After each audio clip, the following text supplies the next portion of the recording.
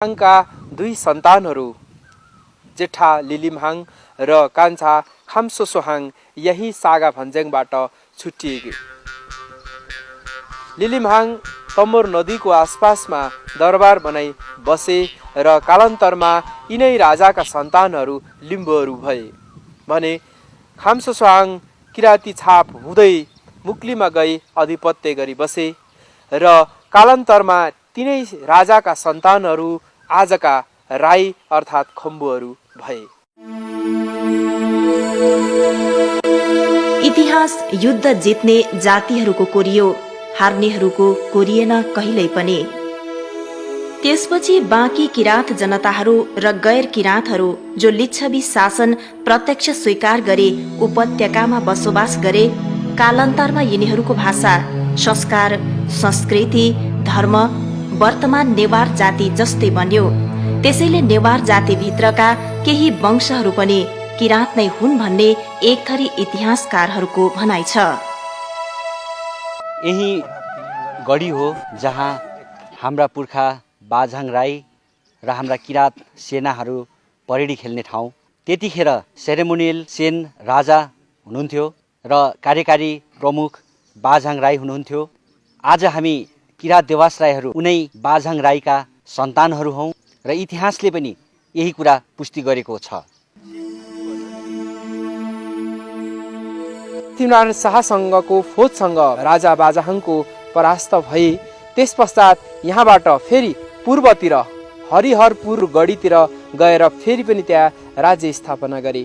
हरिहरपुर गढीमा पनि युद्ध भयो र अन्तिम युद्ध त्यहाँ भइसकेपछि त्यहाँबाट बाझाङका केही सन्तानहरू र बाझाङका सेनाहरूलाई बन्दी बनाएर नुवाकोटसम्म फेरि पनि लगे र नुवाकोटबाट धेरै समयको अन्तरालमा चौघरा र दुन क्षेत्रमा फेरि आएर बसोबास गरे। आफ्नो राज्य सत्ता स्थापना गर्ने क्रममा उर्वर भूमि खोजी गर्दै कोही सुनकोसीको तीरतिर बसोबास गरे, उनीहरू सुनवार भए। कोही तामाकोशी, कोही दुधकोशी, कोही अरुण नदी र तमोर नदीहरू पछ्याई आसपासमा किपट खडा गरी बसोबास गर्न थाले। कालान्तरमा राजनैतिक रूपले नै भौगोलिक विभाजन भयो। पल्लो किराँत, माझ किराँत र वल्लो किराँत। फेरि यी पहाडी प्रदेशमा धेरै शताब्दीसम्म एक छत्र शासन कायम गरे। शासन सत्ताको रक्त बीज बोकेका खम्बु, याक्खा र लिम्बुहरूले। आज भन्दाखेरि 2100 वर्ष अगाडि जब पाटलिपुत्र, पटनालाई त्यसपछि पाटलिपुत्र भन्थ्यो, त्यहाँनेरि नन्द राजाहरू राज गर्थे र तिनीहरूको एकजना पुरोहित चाहिँ चाणक्य हुनुहुन्थ्यो र चाणक्यलाई अलिकति त्यो नन्द राजाहरूले बेइज्जत गरेको कारणले उनले चाहिँ एउटा बदलाको भावले चन्द्रगुप्त भन्ने सरदारलाई अगाडि बढाएर नन्द राजाहरूलाई चाहिँ हराउने उहाँले युक्ति निकाल्नुभयो। उत्तरतिर जो किराँती राजाहरूसँग सहयोग मागेर एउटा किराँतको ठुलो जत्था चाहिँ उनको सहयोगमा गएका थिए। नन्द राजाहरूको पराजय भयो र चन्द्रगुप्त चाहिँ अब त्यहाँको राजा सम्राट भनेर स्थापित भयो। चन्द्रगुप्तले पनि खुसी भएर उनले जितेको आदि राज्यहरू चाहिँ किराँतीहरू पनि तिमीहरू पनि बसोबास गर भनेर दिएको थियो। तर केही समयपछि चाहिँ चाणक्यलाई कस्तो लाग्यो भने यो किराँतीहरूको प्रभाव बढ्दै गयो, कसरी चाहिँ तह लगाउने अथवा उनीहरूलाई खेद्ने उनले चाहिँ षड्यन्त्रहरू उनले गर्न थाले। उनीहरू फेरि पहिला आफ्नो जुन ठाउँबाट आएको थियो उतै उत्तरतिर नै उनीहरू फेरि पलायन हुन थाले र विशेष गरिकन यो किराँतीहरूले चाहिँ अहिलेको नेपालको यो सिमरनगढ भन्छ, सिमरनगढमा चाहिँ ठुलो बस्ती नै उनीहरूले बसालेका थिए र त्यहाँबाट चाहिँ किराँतीहरू उत्तरतिर हुँदाखेरि त्रिशुली, गण्डकी, बागमती र चतराघाटबाट उकालो चढेको थुप्रो हाम्रो लोककथाहरू, किंवदन्तीहरू र हाम्रो मुद्दुमहरूमा पनि त्यो हामीले पाउँछौँ।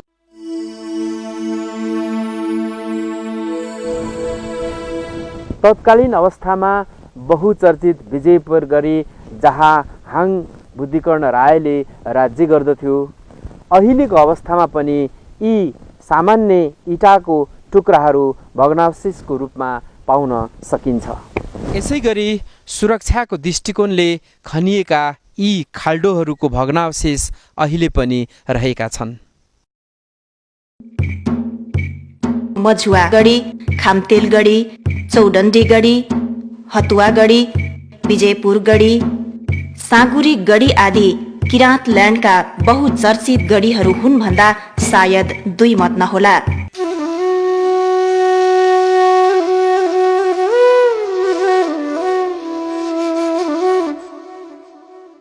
म त्यही गर्भिलो माटोमा टेकेर उभिएको छु जहाँ किराँती पुर्खाहरूले टेकेर आफ्नो विरासत कायम गरेका थिए धेरै लामो समयसम्म।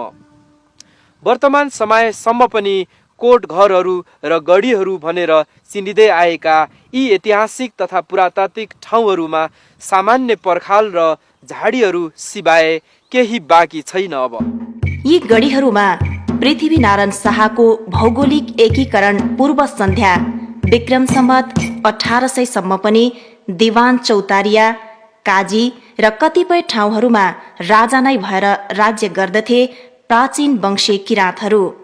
तत्कालीन माझ किराँत, वल्लो किराँत, वर्तमान खम्बुवान क्षेत्र भनेर चिनिने यी ठाउँहरू राईहरूको सघन बसोबास स्थान हो। जसको शक्ति उसको भक्ति नै थियो नेपाली राजनैतिक ऐतिहासिक घटनाक्रममा। तत्कालीन राज्य गोर्खाबाट विक्रम सम्वत 1800 देखि 1831 मा पृथ्वीनारायण शाहले भौगोलिक एकीकरण गरे अदम्य साहसीका साथ राज्य निर्माणको तरल अवस्थामा। वल्लो किराँत र माझ किराँत या भनौं खम्बुवान क्षेत्रमा सशस्त्र युद्ध भयो र सम्पूर्ण गढीहरूमा विजय प्राप्त गर्यो तत्कालीन गोर्खा राज्यले। खम्बुवान हमलामा विक्रम सम्वत 1864 सम्म जोरदार प्रतिकार गरे हतुवा राज्यका तत्कालीन युवराज अटल सिंह खम्बुले, जसलाई पृथ्वीनारायण शाहको फौजले निर्ममतापूर्वक हत्या गरेका थिए। अटल सिंह जुन चाहिँ हतुवाको राजा थियो र ऊ चाहिँ हारेर भाग्यो, उले समर्पण गर्न मानेन। भागेपछि बिहार राज्यको अहिले वर्तमान सुपौल जिल्लाको त्रिवेणीगञ्ज सब डिभिजनको बाजितपुर भन्ने गाविसमा उहाँहरूको घर पर्छ। एक भाइ चाहिँ फेरि फर्केर नेपाल आउनु भएको छ। उहाँ चाहिँ सुनसरीको 70 झोरा भन्ने गाविस छ, त्यहाँ आएर बसोबास गर्नु भएको छ। र यो सिंह लेख्ने भन्ने कुरामा के देखिन्छ भने अब कसै कसैको नाममा राई छ त्यहाँ वंशावली हेर्दाखेरि, तर प्रायः सो सिंह छन् र उनीहरूको जात भनेपछि त्यहाँ नेपाली राजपूत भनेर लेखा छ। किनभने राजपूत भनेपछि त्यहाँको तपाईँको फरवर्ड कास्ट हो, पानी चल्ने होइन। अरू सबै चाहिँ तपाईँको ब्याकवर्ड कास्टहरू हुन्, ब्राह्मण राजपूत बाहेक। अरुण नदी पूर्व लिम्बुवान क्षेत्रमा भने सम्झौताद्वारा केन्द्रीय राज्यमा गाभिएको थियो भन्ने प्रमाण यी ताम्रपत्र र लालमोहरहरूले प्रमाणित गर्दछ।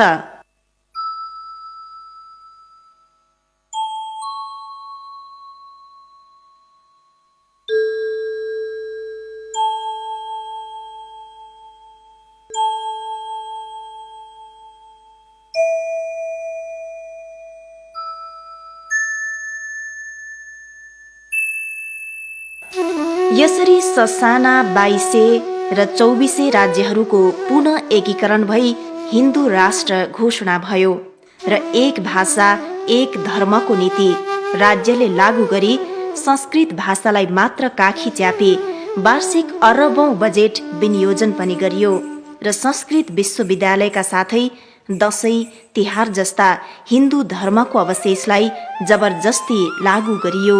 यसरी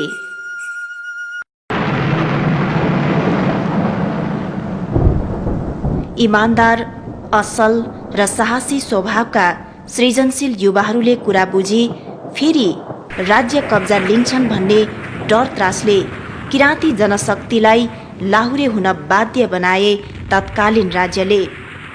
इस्ट इन्डिया कम्पनी बेलायतसँग नेपालले सन् 1816 मार्च 4 मा गरेको सुगौली सन्धिबाट ओह्रालो लागेको मृगलाई बाछाले पनि खेद्दछ भने झैं किराँतहरू खेदिए लाहुरेको नाममा। सन् 1914 देखि 18 सम्म प्रथम विश्वयुद्ध र सन् 1939 देखि 45 सम्म दोस्रो विश्वयुद्धमा अर्काको मातृभूमि रक्षाका लागि युद्ध लडे बहादुरीका साथ। युद्धकै क्रममा करिब 60,000ले शहादत प्राप्त गरे, कैयौंको अङ्गभङ्ग भयो, हजारौं युद्धबन्दी भए, जसको लेखाजोखा र सही मूल्याङ्कन भएको छैन वर्तमान समयमा पनि। खास पक्का लडाइँ मैले इटालीमा दुश्मन रहेछ जर्मन मिस्त्री हुन्छ नि भात खाने, त्यो मिस्त्री बोकेको रहेछ झोलामा, त्यसले त्यो भित्र झोलामा त्यो हलिँदो रहेछ, आउँदो रहेछ। मेरो पढाइ थिएँ दियाले ताकेर आँखा त्यतिको कच्चा आँखा थियो मेरो, यस्तो गरेर पल्टेको थियो, कता गएको पल्टेर यताबाट कान्लामा त्यो कान्ला थियो, कान्ला भने मऱ्यो।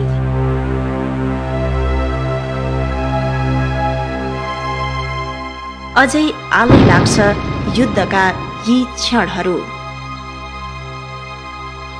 विश्वमा गोर्खालीहरू वीर बहादुर हुन्छन् भन्ने संसारलाई प्रमाणित गर्यो, जसको पुरस्कार स्वरूप संसारले पत्याए 13 जना नेपालीहरूले विश्वकै सर्वोच्च पद भिक्टोरिया क्रस अर्थात् भिसी तकमा प्राप्त गरे।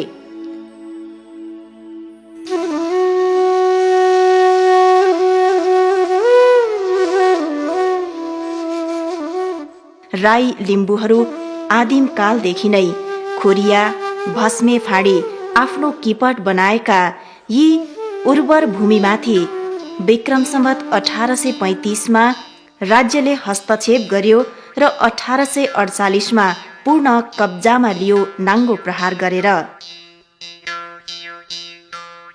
भूमि सुधार ऐन विक्रम सम्वत 2021मा लागू गर्यो र सीमाङ्कृत बन्दै गए क्रमशः किराँतहरू।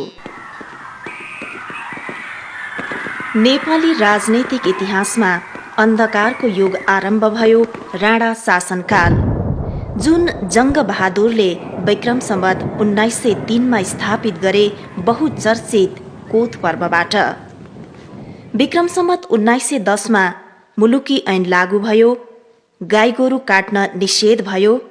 त्यति मात्रै कहाँ हो र, सन् 1300 ताका मल्लकालीन समय तत्कालीन राजा जयस्थिति मल्लले चलाएका 4 जात 36 वर्णको तथाकथित जाति विभाजन झन मौलाउने अवसर पायो। विद्रोहको आवाज उठ्यो जहानीय राणा शासनको विरुद्धमा। 2007 सालको जनक्रान्तिमा नारद मुनि थुलुङ जननायक रामप्रसाद राईको नेतृत्वमा मुक्ति सेना गठन गरी खम्बुवान क्षेत्रदेखि सिंहदरबारसम्म न्यायपूर्ण क्रान्ति लडे साहसीका साथ। भुसमा सल्किएको आगो झैं सल्कियो राणा शासनको विरुद्धमा। कुशल व्यवस्थापक नारद मुनि थुलुङ, साहसी असल नेता जीवी याक्थुङबा जस्ता नेताहरूको क्रान्तिका कारण राणा शासनले धुलो चाट्न बाध्य भयो र प्रजातन्त्रको सूर्योदय भयो पहिलो पटक नेपालमा।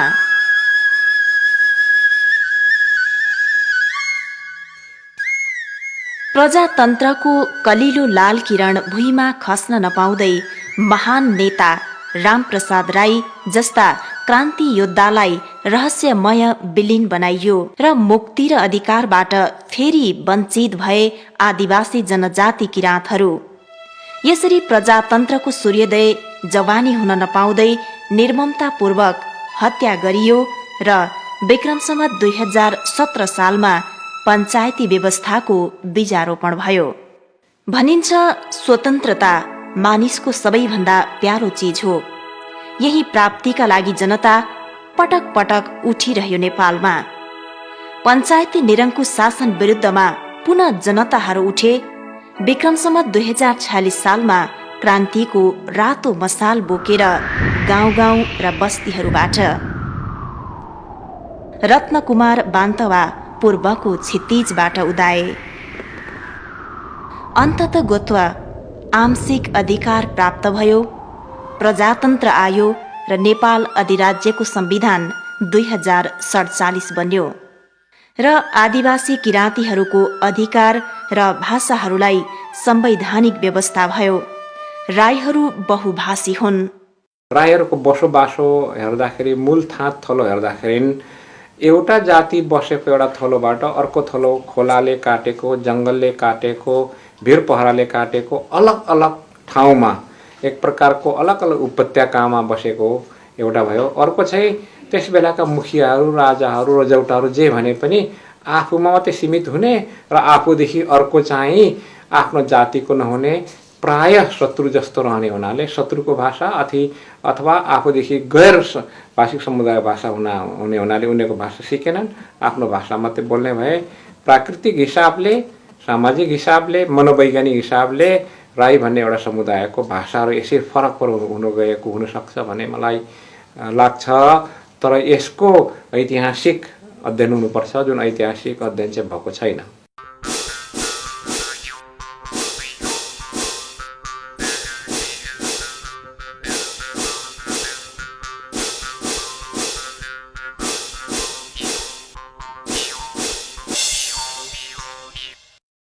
अहिले भाषिक सर्वेक्षण विस्तृत रूपमा नभएको हुनाले विभिन्न व्यक्तिहरूले व्यक्तिगत हिसाबले अनुसन्धान गरेको, अध्ययन गरेको हिसाबमा 25 देखि 30 वटा भाषा बोल्ने हुन्। त्यसमध्ये एक जोडा लोप भइसकेको छ। त्यसमध्ये एउटा छुवा भन्ने हो, एउटा पोहिङ भन्ने हो, एउटा साम भन्ने हो, बुङ्ला वा साम पनि भन्छ। यसरी 3-4 भाषाहरू आजभन्दा 10-15 वर्ष अगाडि 1-2जना बोल्ने पाइन्थ्यो। ती मानिसहरू छन्, अब उनीहरू आफ्नो भाषा लोप भइसकेपछि नेपाली बोल्न थालेका छन्। आको बार भन्नुहुन्छ होइन, कुराले तपाईँ कुराले किन खोइरहेगा भन्नुहुन्छ, अनि हामी भन्छौँ मा काममा भनिन्छ।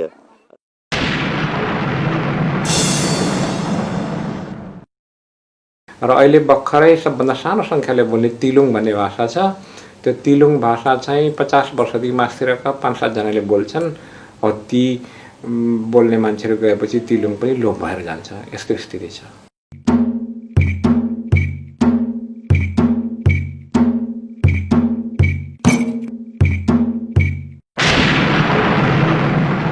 म चाहिँ संरक्षण 2 किसिमले हुनुपर्छ भन्छु। एउटा चाहिँ सरकारले गर्नु पर्यो, जो अहिलेसम्म गरिरहेको छैन। अर्को चाहिँ भाषाभाषी आफै पनि सचेत भएर लाग्नु पर्यो। तर हाम्रो राईहरूको सबै भाषाभाषीहरू सचेत र भएर लाग्ने स्थिति 1.63% भाषा बोलिने बान्तवा भाषा विक्रम सम्वत 2058 सालदेखि आन्यु प्रावि तहसम्म सञ्चालन भइरहेको छ। त्यसैगरी 0.19% भाषा बोलिने चाम्लिङ भाषामा पनि विक्रम सम्वत 2060 सालदेखि रोदुङ राई चाम्लिङ ला प्रावि तहसम्म पाठ्य पुस्तक लागू भएको छ। साथै कोयुहरूको आफ्नै निजी प्रयास र साङपाङहरूको नेपाली राष्ट्रिय भाषाहरू संरक्षण संस्थाको विशेष सहयोगमा पाठ्य पुस्तकहरू लागू भइरहेको छ। हाल भोजपुर, खोटाङ, उदयपुर, इलाम, झापा, सुनसरी आदि जहाँ बान्तवा, साम्पाङ, कोयु र चाम्लिङहरूको सघन बसोबास छ, त्यहाँ लागू भइरहेका छन्।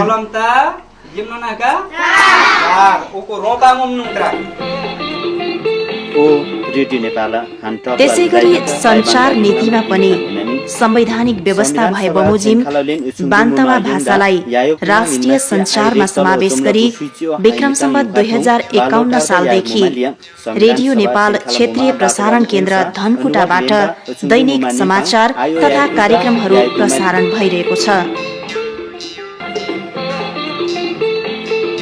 अन्य एफएमहरूबाट पनि पछिल्लो समयमा भाषाहरूको उल्लेख्य संरक्षण भएको दिउँसोको घाम जत्तिकै छर्लङ्ग छ।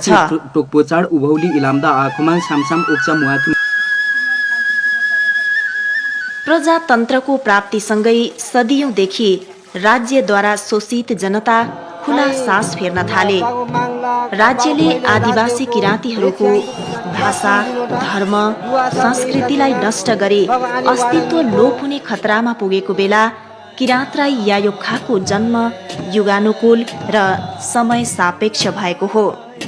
राईहरू बहुभाषी भएकोले भाषा, लिपि, धर्म, कला, संस्कृति र इतिहासको खोज, अनुसन्धान, संरक्षण र सम्वर्धन गर्ने पवित्र उद्देश्यका साथ विक्रम सम्वत 2045 सालमा किराँत राई सांस्कृतिक सङ्घ नामाङ्करण गरी स्थापित सङ्घ नै 2047 सालमा आएर किराँत राई यायोखा भएको हो। ऐतिहासिक रूपमा हेर्ने हो भने त्रिशुलीदेखि बनेपासम्म किराँतहरूको राज्य देखिन्छ।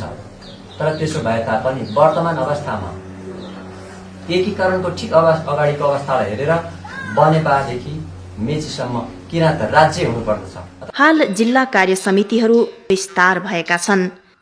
काठमाडौँ, ललितपुर, भक्तपुर, मकवानपुर, ओखलढुङ्गा, उदयपुर, खोटाङ, भोजपुर, सङ्खुवासभा, धनकुटा, सुनसरी, मोरङ, तेह्रथुम, ताप्लेजुङ, पाँचथर, इलाम, झापा आदि रहेका छन्। यसैगरी विदेशमा समेत किराँत राई यायोखा विस्तार भएका छन्। Kirat Rai society America, Kirat Rai Yayokha UK, Kirat Rai Yayokha Qatar, Kirat Rai association Hong Kong, Kirat Rai Yayokha Korea र किराँत राई यायोखा मलेसिया आदि हुन्। देश छोडेर बाहिर गइसकेपछि आफ्नो संस्कार, संस्कृति, भाषाको र धर्मको ज्यादै नै महत्त्व हुँदो रहेछ। हामीले त्यो महसुस गऱ्यौँ। त्यसै कारणले गर्दाखेरि मैले के देखेको छु भने विदेशमा रहने नेपालीहरू र त्यसभित्र पनि किराँत राई समुदायहरूको राईहरू, जब हामीले त्यहाँ राईहरूको विभिन्न संस्कार, संस्कृतिहरू, बहुली उधौलीहरू, चुला पुज्ने यावत कामहरू गर्दाखेरि जुन एउटा किराँत राई एसोसिएसन हङकङ छ, त्यहाँ उहाँहरू आएर